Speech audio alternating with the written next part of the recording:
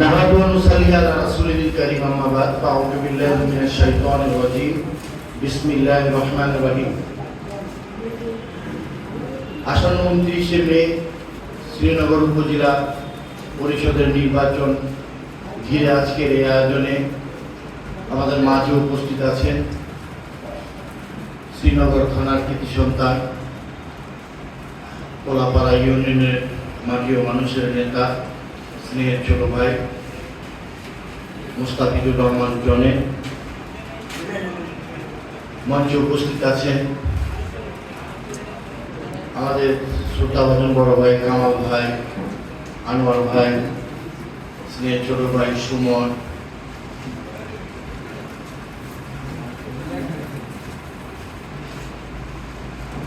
আমার সম্মুখে শ্রীনগরের সম্মানিত সর্বস্তরের জনগণ যারা আমার 31 নম্বর ওয়ার্ডে বসবাস করেন, ব্যবসা বাণিজ্য করেন, সকলের প্রতি রইল আমার সালাম।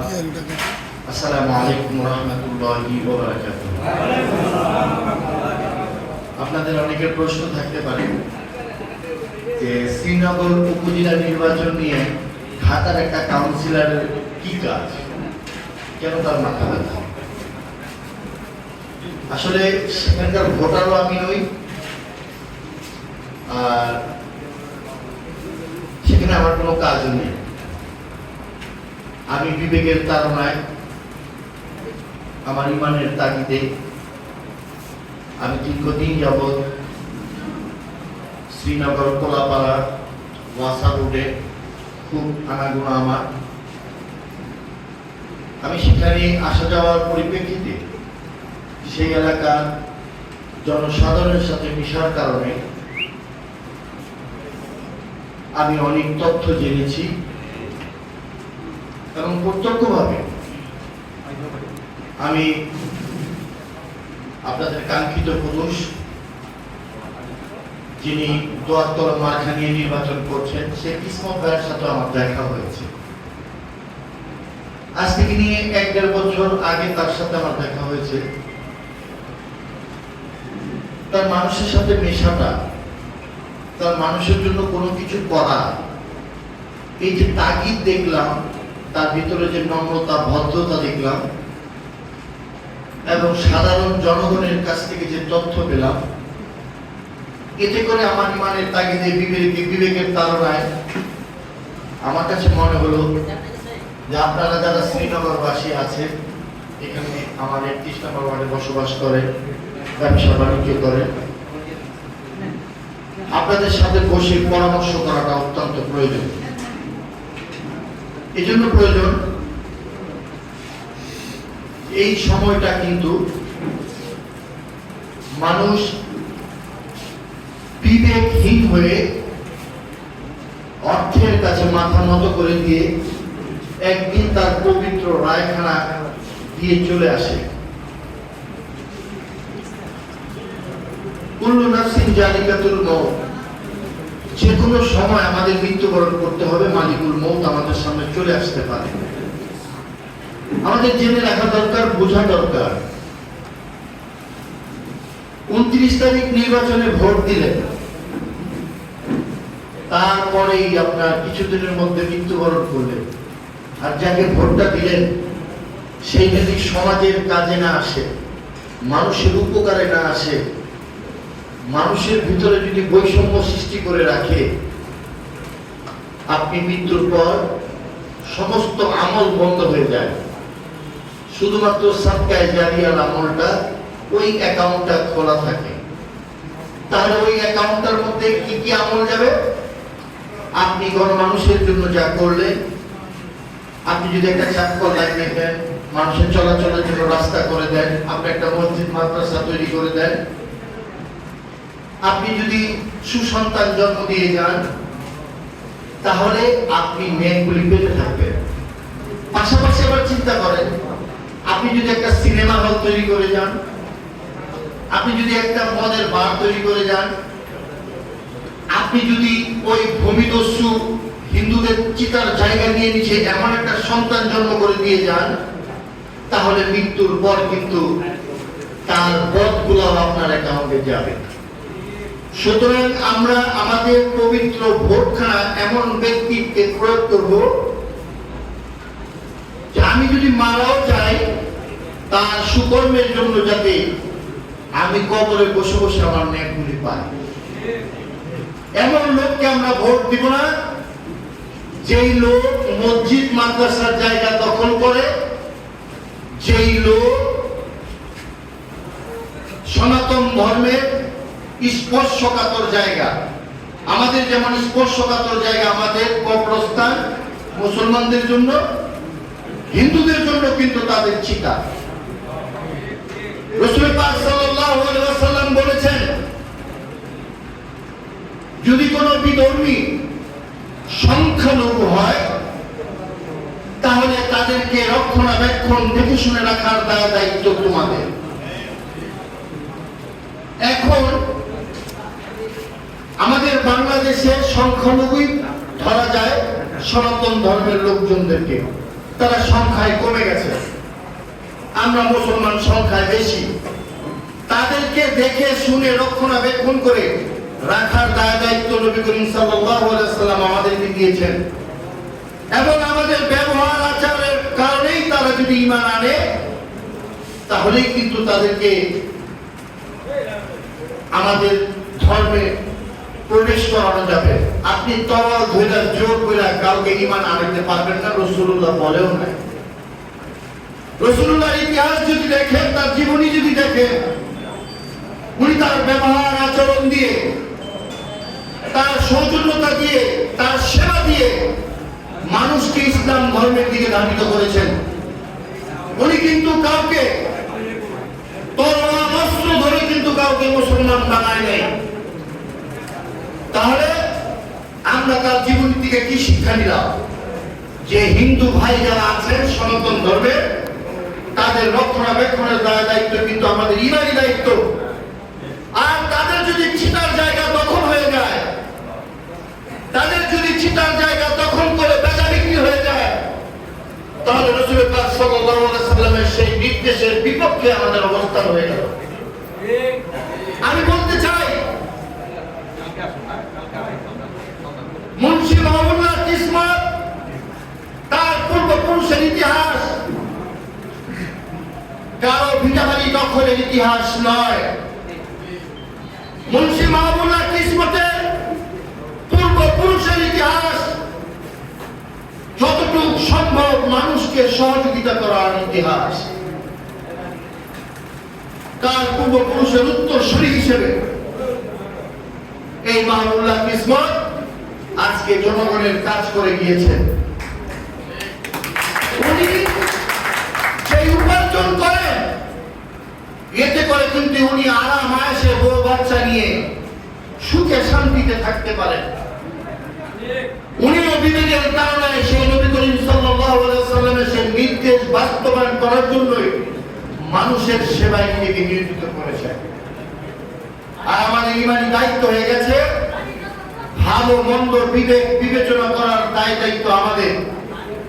আল্লাহ আমাদেরকে মানুষ হিসেবে তৈরি করেছেন, আশরাফুল মাখলুকাত। আল্লাহ আমাদেরকে গরু ছাগল বানায় নাই যে কোন পাতা খাবো আর কোন পাতা খাবো না। আমাদেরকে মানুষ বানিয়েছেন। ওই 500 টাকা 200 টাকা 1000 টাকা একদিন একজন দিয়ে গেল হাতে গুজে, আর আমি আমার ইমানকে বিক্রি করে দিয়ে তাকে ভোটটা দিয়ে আসলাম। অনাকাঙ্ক্ষিত লোক চলে আসলো, সমাজে মানুষ উপকারের জায়গায় অপকারে ভরপুর হয়ে যাবে। মনে রাখবেন, ওই 500 টাকা মুহূর্তে শেষ হবে। যতদিন পর্যন্ত তার জন্য অত্যাচার চলতে থাকবে, ততদিন পর্যন্ত আপনার আমল নামায় কিন্তু সেই গুনাহ লিপিবদ্ধ হতে থাকবে। সুতরাং আমরা ওই 500,000 টাকার কারণে নিজের ইমানকে বিক্রি করতে পারবো না, আমল নামাকে নষ্ট করতে পারবো না। আগামী 29 তারিখ নির্বাচন। আমি জানি আপনারা অনেক পরিশ্রম করে এই ঢাকা শহরে অর্থ উপার্জন করেন। আপনাদের পয়সা 100% হালাল পয়সা।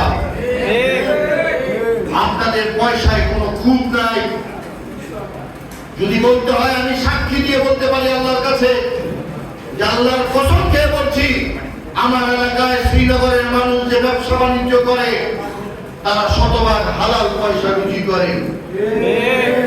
এই বসবাসকারী যারা আছেন তারা ঈমান কোনোদিন বিক্রি করবে না, মাথা নত করতে পারে না টাকার কাছে। আগামী 29 তারিখ আপনাদের নির্বাচন, আপনারা সম্ভব হলে দুদিন আগে চলে যাবেন। আমি কিন্তু শ্রীনগরকে ঢাকার বাইরে মনে করি না। মিরপুর যাইতে যে সময় লাগে তার অর্ধেক সময় মানুষ শ্রীনগরে চলে যেতে পারে। আমরা অনেকে বলি উত্তরা, ওই উত্তরার 4 ভাগের 1 ভাগ রাস্তা আমাদের এই দক্ষিণা। আগামী দিন এটা হবে প্রতিষ্ঠিত। আপনারা যদি মাহবুবুল্লাহ কিসমতকে ভোট দিয়ে নির্বাচিত করতে পারেন, একদিন দেখবেন এই শ্রীনগর হবে দক্ষিণা নামে সারা বাংলাদেশের লোক চিনবে শ্রীনগরকে। আজকে উত্তরায় যেমন আরামে মানুষ বসবাস করে, সেই দিন দূরে নয়, আপনাদের ভোটের মাধ্যমে কিসমত নির্বাচিত হয়ে এসে আপনাদের এলাকায় ব্যাপক কর্মযজ্ঞ চালিয়ে সেটাকে দক্ষিণা হিসেবে সারা বাংলাদেশে পরিচিত করে দেবেন। আপনারা 2 দিন আগে চলে যাবেন, গিয়ে আপনারা আপনাদের পরিবার, আপনাদের আত্মীয় স্বজন যারা শ্রীনগরের বিভিন্ন গ্রামে বসবাস করে, আত্মীয় স্বজন, তাদের কাছে একটা করে ভোট ভিক্ষা চাইবেন কিসমতের জন্য। এই একটা ভোট ভিক্ষার কারণে বদলে যাবে শ্রীনগরের চেহারা। আগামী 29 তারিখ নৈরাজ্য, অত্যাচার, ভূমিদস্যুদের বিরুদ্ধে জিহাদ হবে আপনাদের ভোটে। আমার দৃঢ় বিশ্বাস, 31 নম্বর ওয়ার্ডে যারা বসবাস করে প্রত্যেকে ঈমানের সাথে কাজ করবেন সেখানে গিয়ে। আমি কথা দীর্ঘায়িত করলাম না, আপনাদের সাথে দেখা হবে, আবার শ্রীনগরে কথা হবে আপনাদের সাথে। আমি চেষ্টা করব সবার সাথে দেখা করার জন্য। নির্বাচনে আমার কোনো কাজ নেই, আমার ভোট নেই। নির্বাচন একটি উৎসব, এই উৎসবে মানুষ ভোটের মাধ্যমে তাদের আগামী দিনের স্বপ্ন বাস্তবায়ন করবে। আর সেই মুহূর্তে একত্রে আপনারা যেমন ভোটের মাধ্যমে সকলে মিলে এক এক ভাই ব্রাদাররা বিভিন্ন জায়গায় কাজ কর্ম, ব্যবসা বাণিজ্য করে ঈদে যেমন দেখা হয়, এই নির্বাচনেও দেখা হবে আপনাদের সাথে। যেহেতু ঢাকার ঈদও নাই, নির্বাচন নাই, আমি আপনাদের ঈদ এবং নির্বাচনে অংশগ্রহণ করবো আপনাদের সাথে। কথা হবে, কেউ বাসায় ডাকবেন না আমাকে, কেউ বাড়িতে ডাকবেন না, রাস্তায় দেখা হবে, কথা হবে। বাসায় ডাকলে কিন্তু অনেক ভাইয়ের সাথে দেখার সময় থাকবে না। আপনারা সকাল সকালে ঘুম থেকে উঠে ঈদের দিন যেভাবে তাগিদের সহকারে আপনারা ঈদগাহ মাঠে চলে যান, ঠিক তেমনি ভাবে সকালে ঘুম থেকে উঠে গোসল করে ফজরের নামাজ পড়ে ছুটবেন সবাইকে নিয়ে ভোট সেন্টারে। সুন্দরভাবে ভোট দিবেন। যারা ভোট দিতে আসতে দেরি করছে খেয়াল রাখবেন, তাদেরকে ডেকে এনে ভোট দেওয়াবেন। ভোট ইমানি দায়িত্ব। ভোট দিয়ে আবার চলে দিবেন না, যা বাড়িতে একটু খায়া দায়া ঘুম দিয়ে আহি, তাহলে দেখবেন লুটেরারা কিন্তু আপনাদের রায় লুটে নিয়ে গেছে। পাহারা দিতে হবে, কিসমতে যা আছে তাই হবে।